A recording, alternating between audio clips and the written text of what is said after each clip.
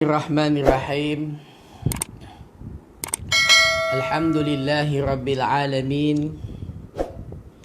Wassalatu wassalamu ala sayyidina wa habibana wa syafi'ana Muhammadin wa ala alihi wa ashabihi ajma'in. Subhanaka la ilma lana illa ma 'allamtana innaka antal alimul hakim. ولا حول ولا قوة إلا بالله العلي العظيم. اللهم ألحمنا مراشدا أمورنا وأعذنا من شرور أنفسنا ومن سيئات أعمالنا. من يهده الله فلا مضل له ومن يضلله فلا هادي له. ونشهد أن لا إله إلا الله ونشهد أن محمدا عبده ورسوله أرسله بالهدى ودين الحق ليظهره على الدين كله ولو كره المشركون ولو كره المنافقون ولو كره الكافرون. اللهم صل وسلم على سيدنا محمد طب القلوب ودوائها وعافية الأبدان وشفائها ونور الأبصار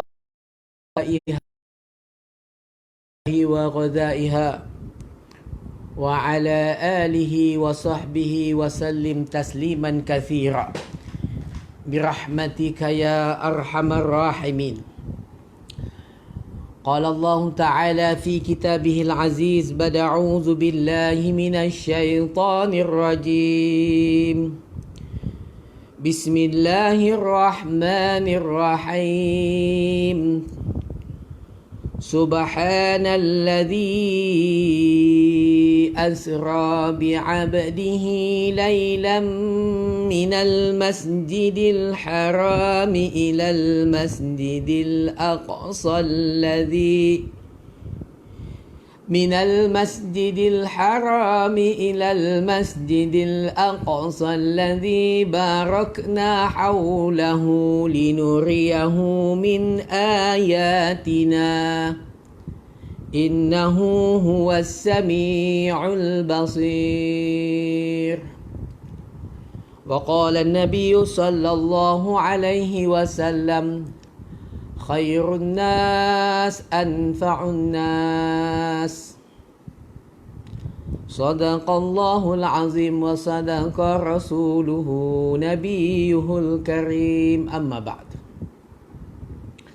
Assalamualaikum warahmatullahi wabarakatuh. Yang hormati tuan-tuan haji, puan-puan hajah, tuan-tuan, puan-puan, para asatidz, para guru-guru,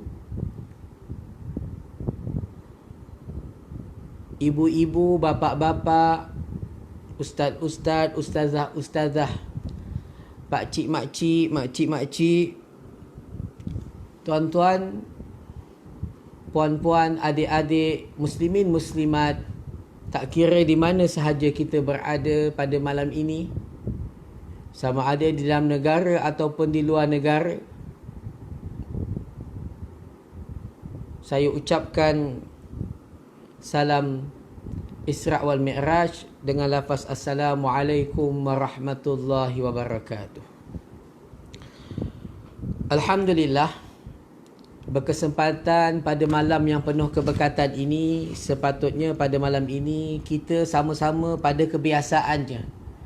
Kita akan berada di masjid-masjid, kita akan berada di surau-surau, kita akan berada di musalla-musalla untuk sama-sama kita memperingati perjalanan sirah nabawiyah, perjalanan peristiwa Isra' wal Mi'raj yang berlakunya pada 1441 tahun Hijrah yang lepas. Tetapi subhanallah, Masya Allah, wala hawla wala quwata illa billah. Pada malam ini kita tidak dapat melakukan aktiviti seperti biasa. Sebaliknya, kita terpaksa berada di rumah kita masing-masing. Kita terpaksa berada di kediaman kita masing-masing di mana kita berada untuk sama-sama sebagai rakyat Malaysia. Seperti mana firman Allah Subhanahu wa taala, ya ayyuhalladzina amanu athi'ullaha wa athi'ur rasul wa ulil amri minkum. Mentaati perintah ulil amri. Selagi mana perintah ulil amri ini tidak bercanggah dengan syarak ataupun dengan hukum perintah Allah Subhanahu wa taala, maka wajib kita sebagai rakyat Malaysia untuk mentaati perintah itu. Alhamdulillah, saya yakin dan percaya tuan-tuan dan puan-puan semua berada di rumah masing-masing, di kediaman masing-masing, dan tahniah diucapkan. Kerana ini juga merupakan satu mujahadah. Kerana kita biasa, bukan sahaja nak kata kita biasa berjalan-jalan, kita biasa pergi shopping mall dan sebagainya, tetapi mujahadah juga kita sebagai orang Islam, fitrah kita suka akan masjid, suka akan rumah Allah. Seperti mana Nabi SAW bersabda, ahabbul biladi ilallahi masajiduha wa abghadul suwaquha. Sebaik-baik, sesuka-suka, secinta-cinta Allah Subhanahu wa taala akan tempat di dunia ini adalah masjid-masjid. Kita sebagai orang beriman suka pada masjid, tetapi pada malam ini tak dapat sama-sama kita nak berkumpul di masjid. Subhanallah. Oleh sebab itulah saya mengambil sedikit inisiatif, mengambil sedikit peluang, yang mana dakwah ini tidak ada halangan. Alladzina yadhkuruna Allah qiyaman wa qu'udan wa 'ala junubihim. Orang beriman dia ingat Allah Subhanahu wa taala dalam keadaan berdiri, dalam keadaan duduk, dalam keadaan berbaring sekalipun. Allah Taala ajar kita kena ingat Allah dalam apa jua keadaan. Lebih-lebih lagi pada waktu ini kita tak dapat sama-sama ke masjid, maka kita ambil peluang duduk di rumah. Inilah masanya untuk kita berada dengan keluarga kita, untuk sama-sama mungkin solat berjemaah dengan isteri dan anak-anak, mungkin membaca sedikit kitab hadis Nabi SAW. Sebab apa? Dakwah ini dia tidak terhad hanya kepada ustaz, ataupun dakwah ini dia tidak terhad hanya di masjid, bahkan di mana-mana sahaja kita berada. Lebih-lebih lagi zaman sekarang ini kita ada social media, maka kita gunakan teknologi pinjaman Allah Subhanahu Wa Taala ini untuk kita berdakwah.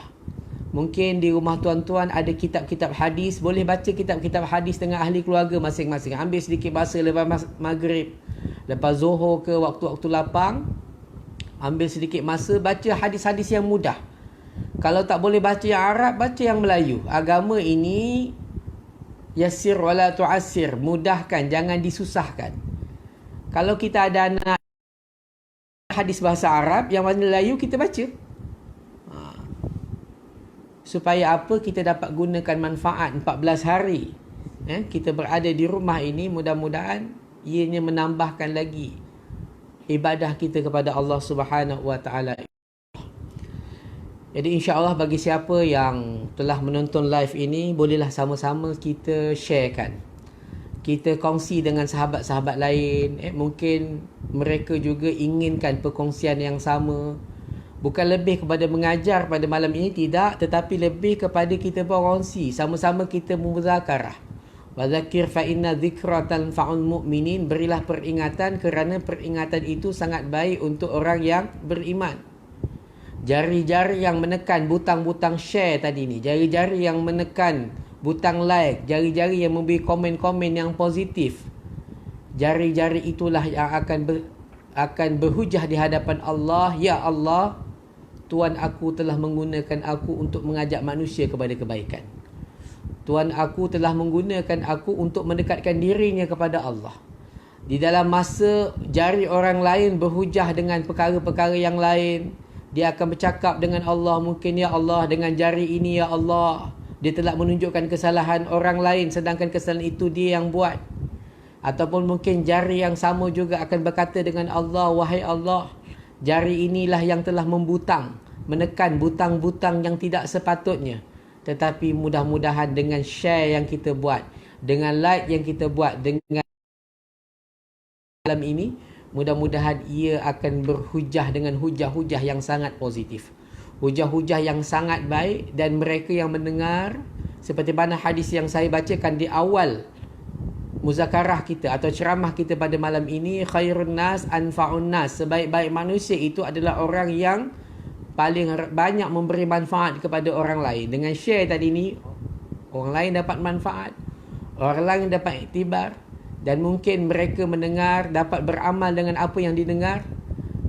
Mungkin kita tak dapat nak amal semua, tapi orang lain yang dengar tadi dengan sebab tindakan share kita tadi, maka dia mendengar dan dia dapat mengamalkan sebahagian. Pahala yang mereka amalkan itu tadi akan dapat 100% kepada kita. Dia yang buat belum tentu lagi dapat pahala yang besar.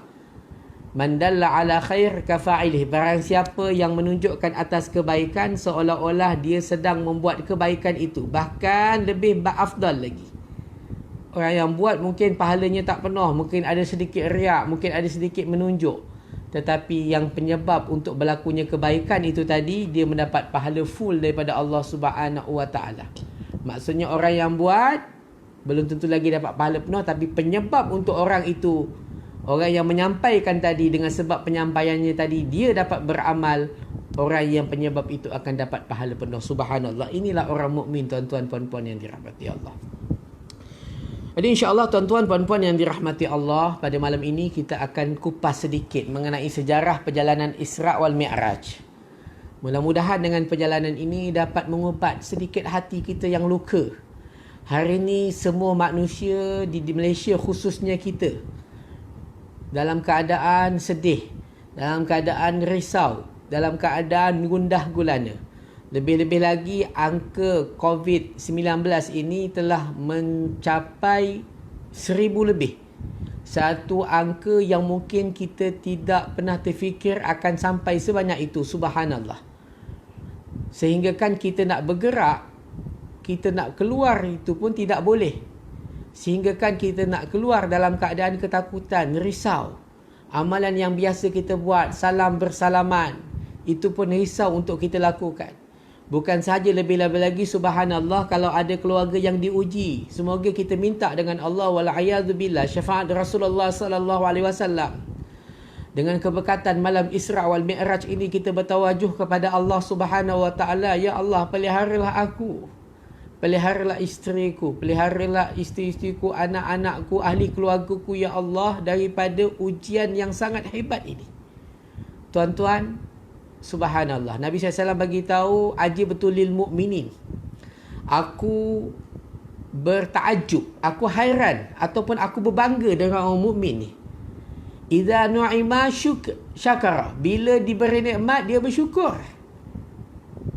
Wa idza tulia ibtila, wa idza tulia, ataupun apabila ditimpa bala, ditimpa ujian, subirah, mereka akan bersabar. Subhanallah.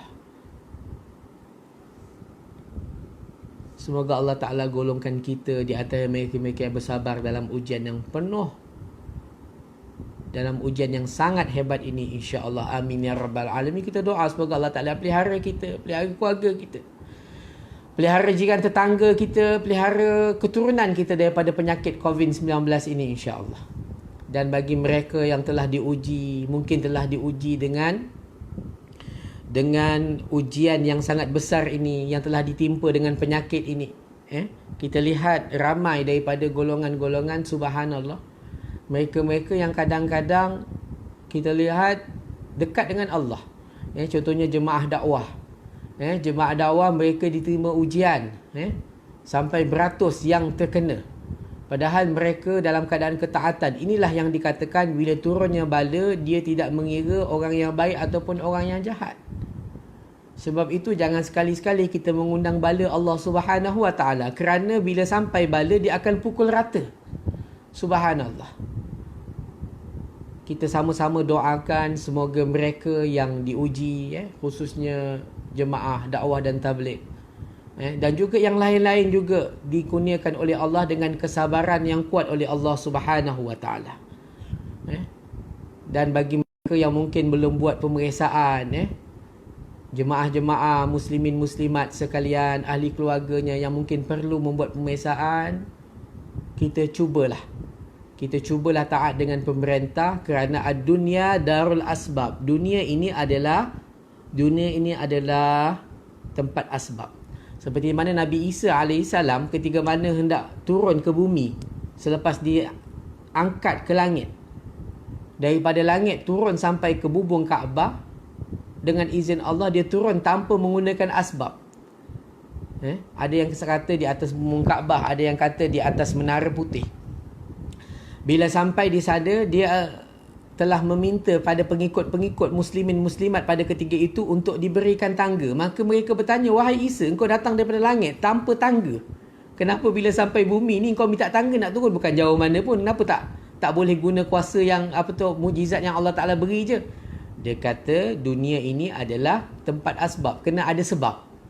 Begitu juga nak pergi cek dan sebagainya, ini kerajaan sarankan kita pergi, insyaAllah. Mudah-mudahan setiap langkah yang kita buat itu Allah Ta'ala beri kita pahala yang banyak.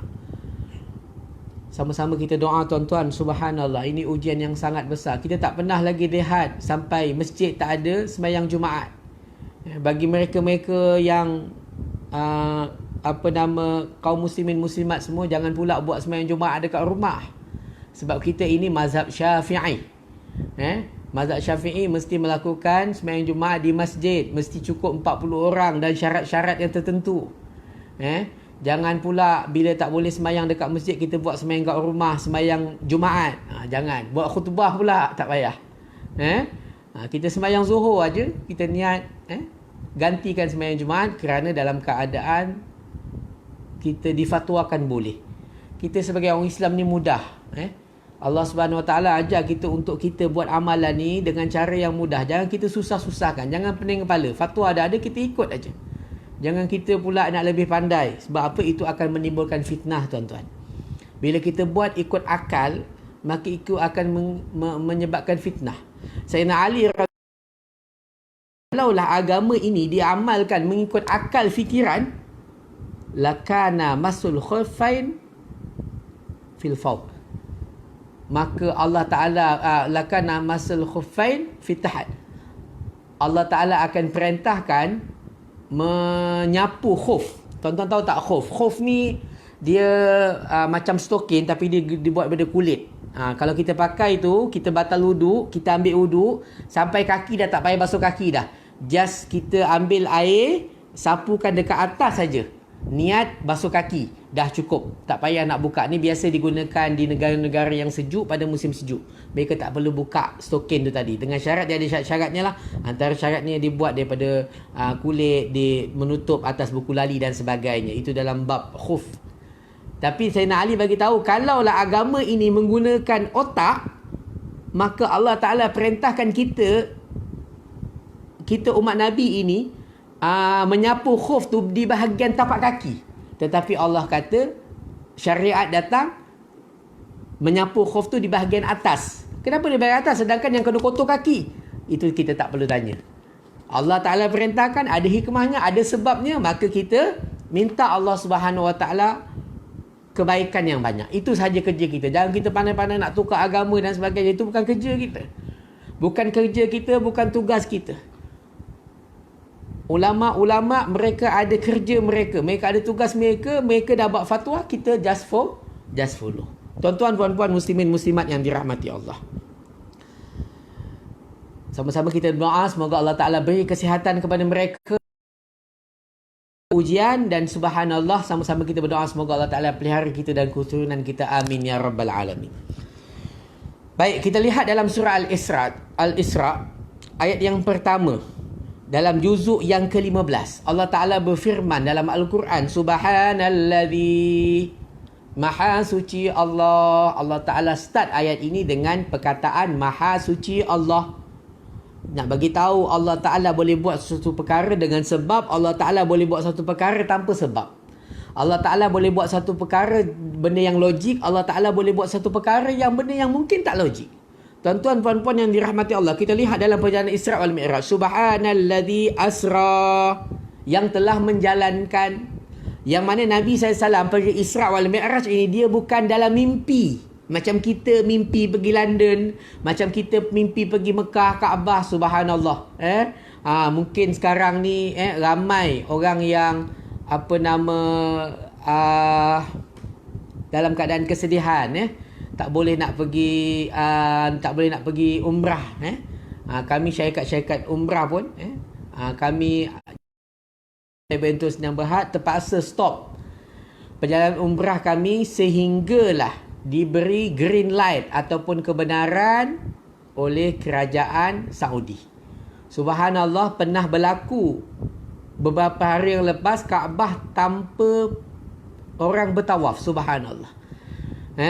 Allahu Akbar. Tak pernah berlaku, tuan-tuan. Tapi ini ujian daripada Allah Subhanahu Wa Taala. Mungkin lain slow ke? Lain saya ke slow? Minta maaf kalau agak slow.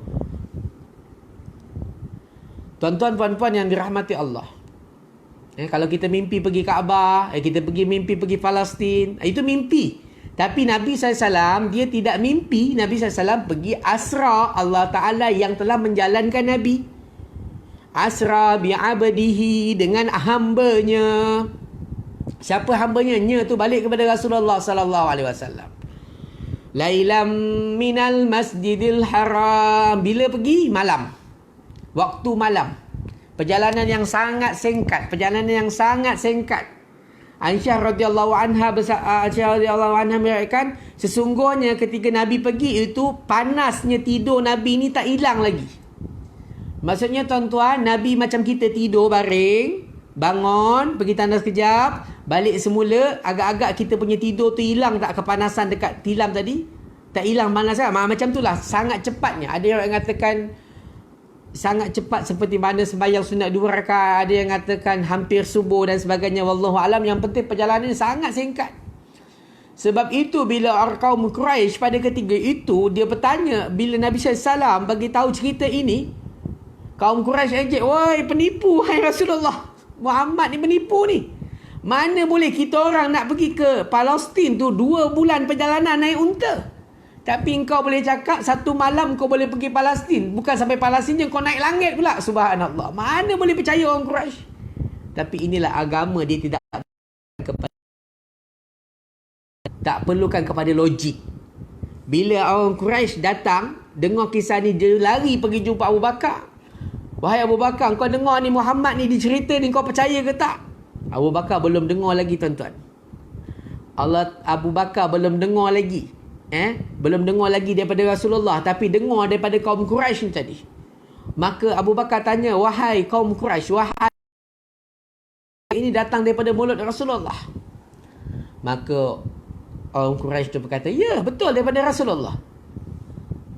Abu Bakar radhiyallahu anhu berkata, "Wahai fulan, sekiranya ini perkataan ini datang daripada Rasulullah, bukan perkataan itu saja bukan saja peristiwa pergi Palestin dan naik ke langit itu aku percaya, bahkan kalau Muhammad cerita lebih lagi, aku akan lebih percaya." Subhanallah. Daripada situ ialah diberi nama Abu Bakar As-Siddiq radhiyallahu anhu.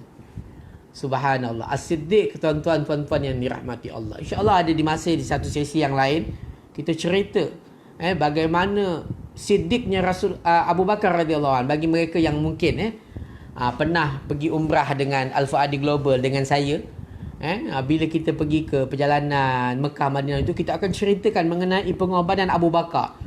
Bagaimana Abu Bakar ini berkorban, bagaimana percayanya dengan Nabi SAW, macam mana bagaimana dalam Gua Sur itu sampai dia sanggup digigit oleh kalajengking ataupun binatang berbisa, asalkan Nabi tidak terjaga daripada tidur. Subhanallah. Allahu Akbar. Ini yang satu orang yang mana ketika mana Allah Ta'ala dalam keadaan marah nak menghisap umat pada ketiga itu, pada mahsyar nanti, Allah dalam keadaan marah. Bila datangnya Abu Bakar dihadapkan oleh Rasulullah, terus hilang kemarahan Allah Subhanahu Wa Ta'ala.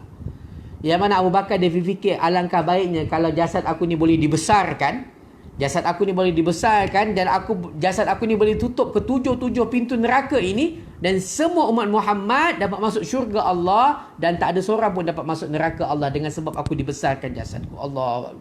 Kita tak pernah fikir tuan-tuan, kita kalau boleh nak masuk syurga dulu kan dengan keluarga kita, tapi Abu Bakar dia tak kisah, dia tak kisah, yang penting orang lain dapat masuk syurga Allah Subhanahu Wa Taala. Sebab itu malam ni kita kuliah pun tuan-tuan, kita dapat pahala. Yang dapat pahala dia adalah Abu Bakar radhiyallahu. Kita dapat pahala, Abu Bakar pun dapat pahala dengan sebab fikir dia tadi. Allahu Akbar. Tuan-tuan, puan-puan, muslimin, muslimat yang dirahmati. Kita sambung lagi. Lailam minal masjidil haram. Daripada masjidil haram. Daripada masjidil haram. Di mana masjidil haram? Di Mekah. Subhanallah. Mudah-mudahan Allah Ta'ala pilih kita. Bagi mereka yang dah pergi. Bagi mereka yang dah ada peluang untuk pergi ke Mekah. Subhanallah. Mesti rasa sangat rindu. Betul tak? Dia bila bagi lagi kalau nampak Kaabah tu kosong, Masjidil Haram tu kosong, subhanallah, meleleh air mata kita tuan-tuan. Sampai kadang-kadang mimpi tawaf, mimpi sa'i, Allah, mimpi cium Hajar Aswad, mimpi pedang Kaabah, Allah. Dia Kaabah ni tak boleh cerita dah. Kalau cerita dia meleleh air mata kita tuan-tuan, puan-puan yang dirahmati Allah. Kan? Jadi bagi siapa yang dah pergi, subhanallah, tahniah diucapkan, dan kita niat supaya untuk pergi lagi dan lagi, insya-Allah. Untuk pergi dan lagi, Allah Ta'ala pilih kita. Ni di masa kita tengah wabak ni tuan. Sebab tu saya minta mereka yang diterima diuji dengan penyakit COVID-19 ni tuan-tuan, mohon doa untuk orang lain. Sebab apa? Doa orang yang sakit ni sangat mustajab. Tuan-tuan yang mungkin dapat tengok live ni, share dengan mereka yang berada di hospital supaya mereka terubat sedikit kesedihan title mereka, betapa tingginya darjat mereka di sisi Allah Subhanahu Wa Taala sekarang ini, diuji oleh Allah. Orang lain mungkin kita susah-susah pun boleh duduk dengan keluarga, mungkin boleh tengok isteri kita, boleh tengok anak kita mungkin, walaupun kadang, tapi mereka tu subhanallah, nak tengok orang nak datang tengok mereka pun tak boleh. Mereka nak tengok orang lain pun tak boleh. Kau tengok aku tengok engkau. Subhanallah. Tapi mereka itu, sekiranya mereka mengangkat tangan mereka,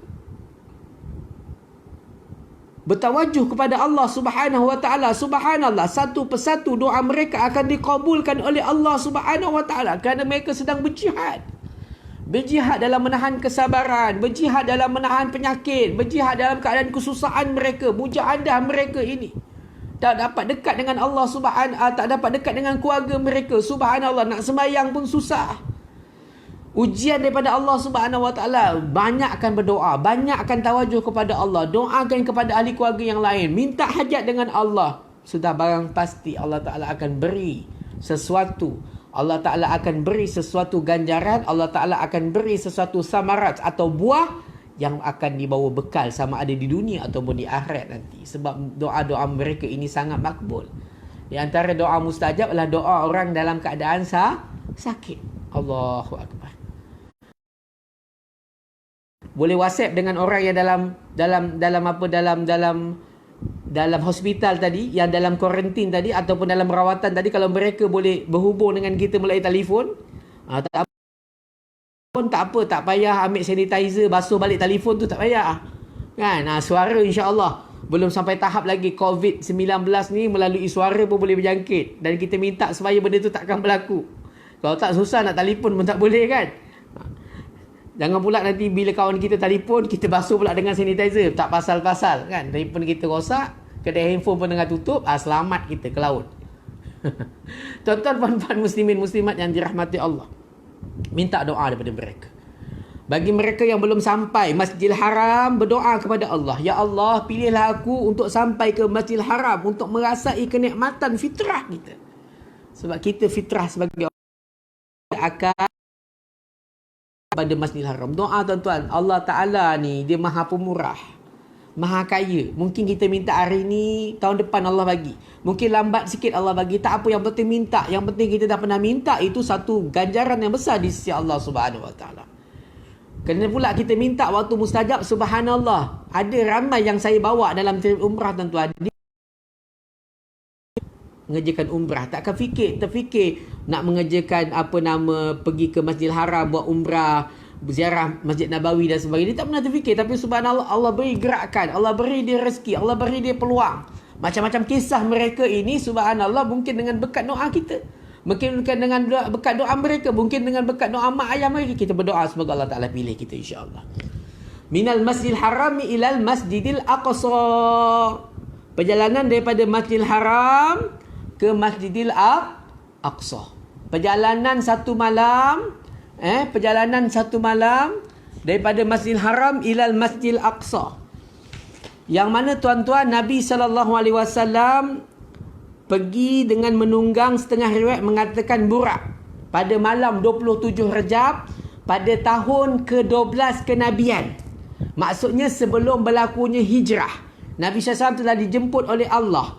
Ketika mana pada tahun itu dipanggil Amul Huzun, hari kesedihan. Mungkin kita boleh jadikan ini sebagai iktibar. Kita semua dalam keadaan kesedihan, betul tak? Kita sedih tuan-tuan. Nak pergi masjid tak boleh, nak berdakwah tak boleh, nak pergi ziarah orang sakit tak boleh, nak pergi melawat orang meninggal tak boleh. Banyak benda kebaikan yang biasa tak boleh buat pada masa ini. Tuan-tuan, puan-puan yang dirahmati Allah, tapi Amul Huzun Nabi lebih dahsyat lagi.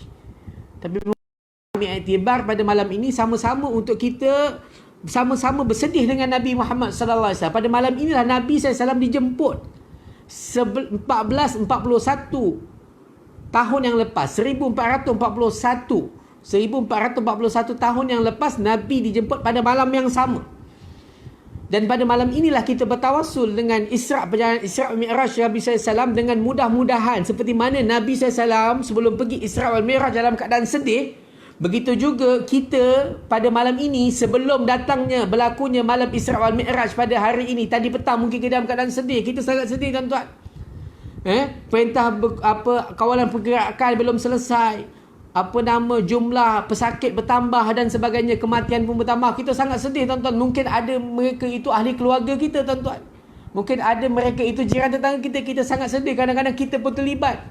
Tuan-tuan, puan-puan yang dirahmati Allah, kita sedih ini mudah-mudahan dengan seperti mana Nabi SAW bila berjumpa dengan Allah Subhanahu Wa Taala dalam perjalanan Isra' wal Mi'raj ini, Allah berjumpa dengan Allah Subhanahu Wa Taala bila turun daripada berjumpa dengan Allah Subhanahu Wa Taala di Arasy, turun ke bumi, Nabi gembira, terubat kesedihannya. Kita berdoa kepada Allah, kita bertawassul dengan malam penuh keberkatan ini, mudah-mudahan besok pagi, malam ni kita bermunajat, bangun tahajud, berdoa kepada Allah Subhanahu Wa Taala, nangis betul-betul dengan Allah. Mudah-mudahan besok ada sedikit berita gembira untuk kita insya-Allah.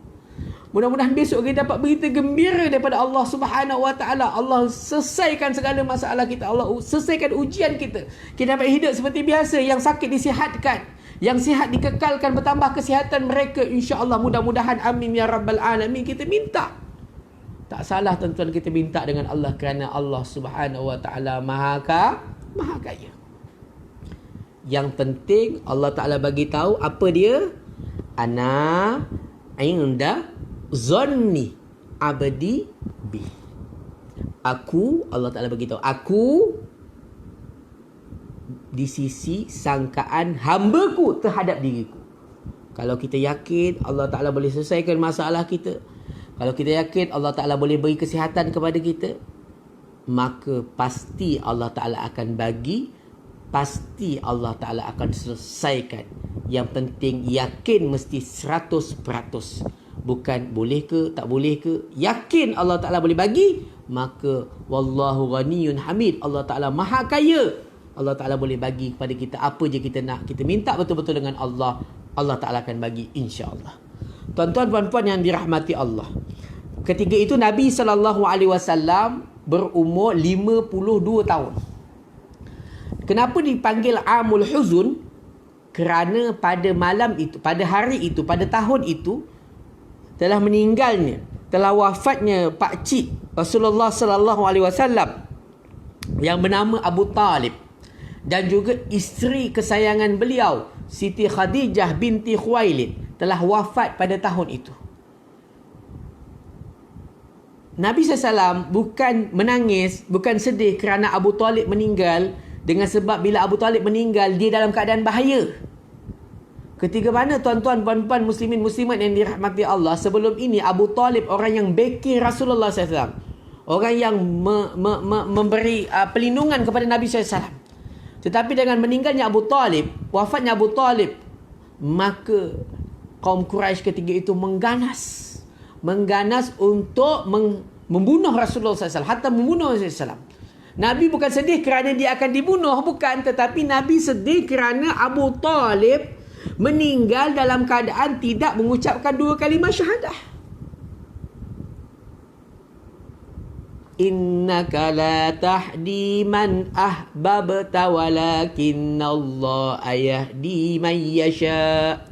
Sesungguhnya engkau Muhammad tidak mampu untuk memberi hidayah kepada mereka yang engkau kasihi, tetapi Allah bagi tahu, Allah yang akan memberi hidayah kepada mereka yang Allah Ta'ala kehendaki. Subhanallah. Nabi sedih sebab Abu Talib tidak dapat mengucap 2 kalimah syahadah sebelum meninggal. Bertambah pula dengan kesedihan ketika mana Siti Khadijah radhiyallahu anha wafat pada tahun itu. Siti Khadijah radhiyallahu anha, subhanallah, orang yang banyak berkorban. Orang yang mula-mula diriwayatkan dalam riwayat Rasulullah SAW, orang yang mula-mula beriman dengan kerasulan Nabi adalah Siti Khadijah radhiyallahu anha. Ada pendapat mengatakan perempuan yang mula-mula beriman adalah Siti Khadijah. Tuan-tuan, puan-puan yang dirahmati Allah, bila Nabi SAW turun daripada Gua Hira, subhanallah, Nabi dapat wahyu daripada Gua Hira.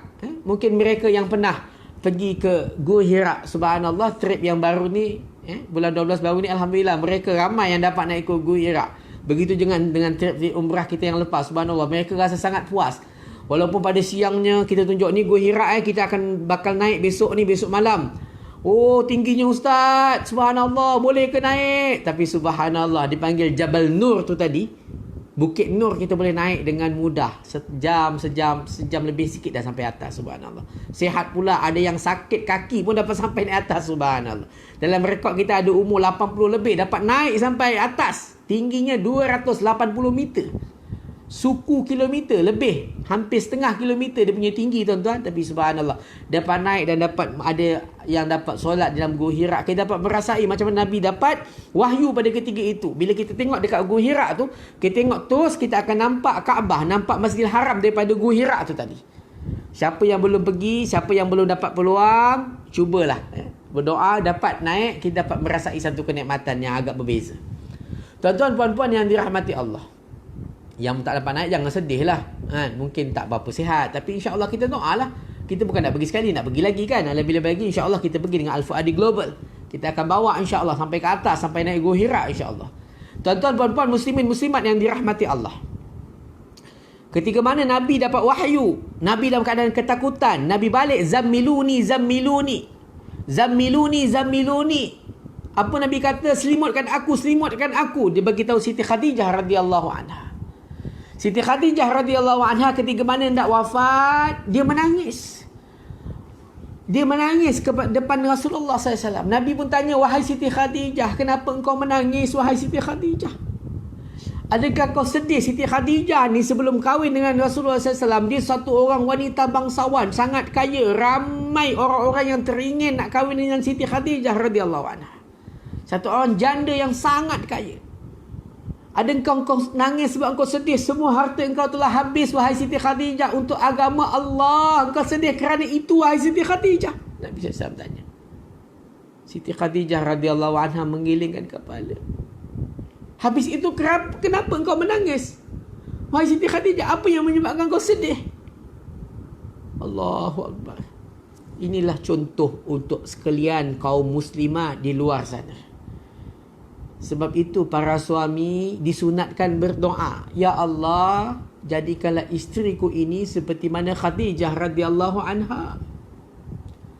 Ya Allah, jadikanlah isteri aku ini seperti mana Khadijah radhiyallahu anha, yang mana pengorbanannya habis daripada satu orang yang kaya raya, habis hartanya dikorbankan untuk Allah. Satu orang isteri yang taat, yang membiarkan suami dalam keadaan suami ketakutan. Bukan dia menambah ketakutan suami, tapi dia selimutkan suami. Dia beri ketenangan. Sabarlah wahai kekasih Allah. Sabarlah wahai suamiku. Sesungguhnya Allah Ta'ala nak beri engkau sesuatu yang sangat besar. Ni isteri-isteri yang mana akan masuk syurga 500 tahun sebelum suami-suami mereka masuk ke syurga. Isteri-isteri yang mana akan menyambut kedatangan suaminya. Diperintahkan oleh Allah, engkau masuk syurga dulu 500 tahun sebelum suami engkau masuk untuk berhias, tuan-tuan. Hari ni kita make up isteri kita sejam 2 jam paling lama, tuan-tuan. Tapi ni 500 tahun akhirat make up untuk terima kedatangan sang suami. Subhanallah. Allahu Akbar, ni kenikmatan akhirat. Adakah engkau menangis kerana engkau sedih harta kau dah habis? Tidak, wahai Rasulullah. La. Habis oleh itu, kenapa engkau menangis, wahai Khadijah? Khadijah beritahu, wahai Rasulullah, aku menangis, aku sedih kerana tidak ada apa lagi harta yang boleh kukorbankan untuk agama Allah. Allahu Akbar. Harta dah habis untuk agama Allah. Perasaan dah habis dikorbankan untuk agama Allah. Sabar akan penderitaan suaminya. Sabar akan penderitaan suaminya. Nabi SAW dihempap dengan perut unta di hadapan Kaabah. Siti Khadijah sabar pada ketika itu. Sabar akan tomahan orang lain kepada Nabi Muhammad SAW. Sabar. Sabar dengan Rasulullah yang tidak ada masa banyak untuk isteri kerana berdakwah di jalan Allah Subhanahu Wa Taala. Sabar. Macam ini pun dia masih berkata, wahai Rasulullah, aku menangis kerana tidak ada apa harta yang boleh kukorbankan lagi. Wahai Rasulullah, sekiranya diizinkan Allah dan sekiranya engkau mengizinkan, wahai Rasulullah, setelah aku wafat, aku mati nanti, ambillah tulang belulangku ini untuk diikat-ikat dan dijadikan jambatan untuk mereka yang keluar di jalan Allah. Subhanallah.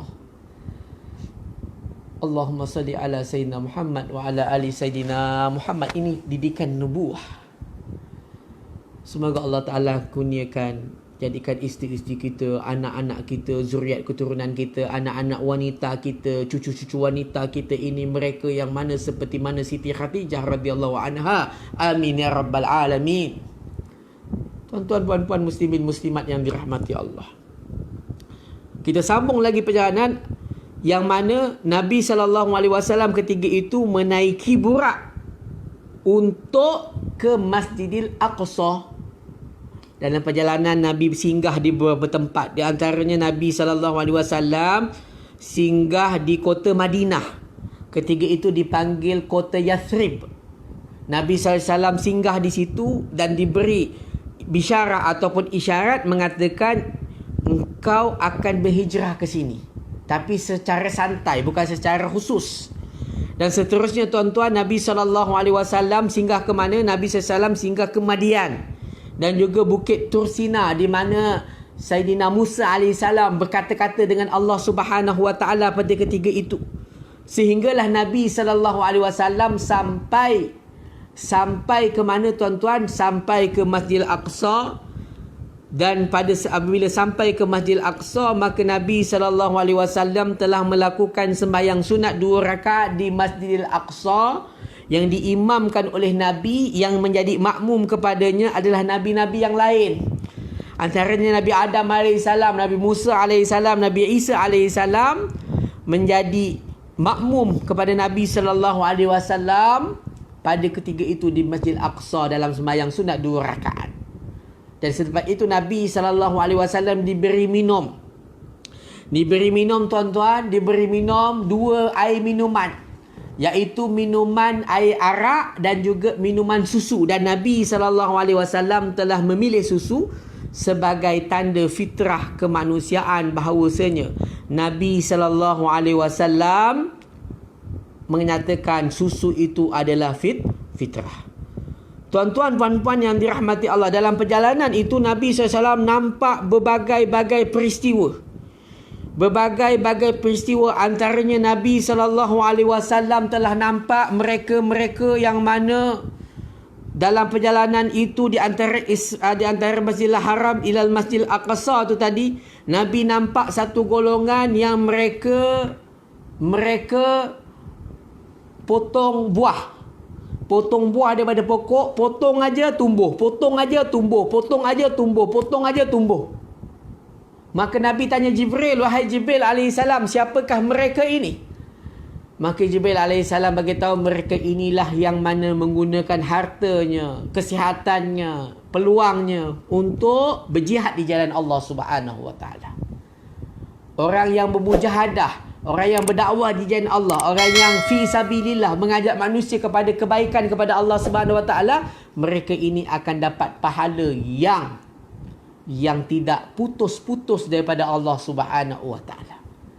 Dan dalam perjalanan lagi, Nabi nampak satu golongan yang mana tarik lidahnya potong, tarik lidahnya potong, tarik lidahnya potong, tarik lidahnya potong. Subhanallah. Maka Nabi tanya, wahai Jibril alaihissalam, siapakah ini? Maka Jibril berkata, wahai Rasulullah, inilah mereka yang mana suka membuat fitnah, yang mana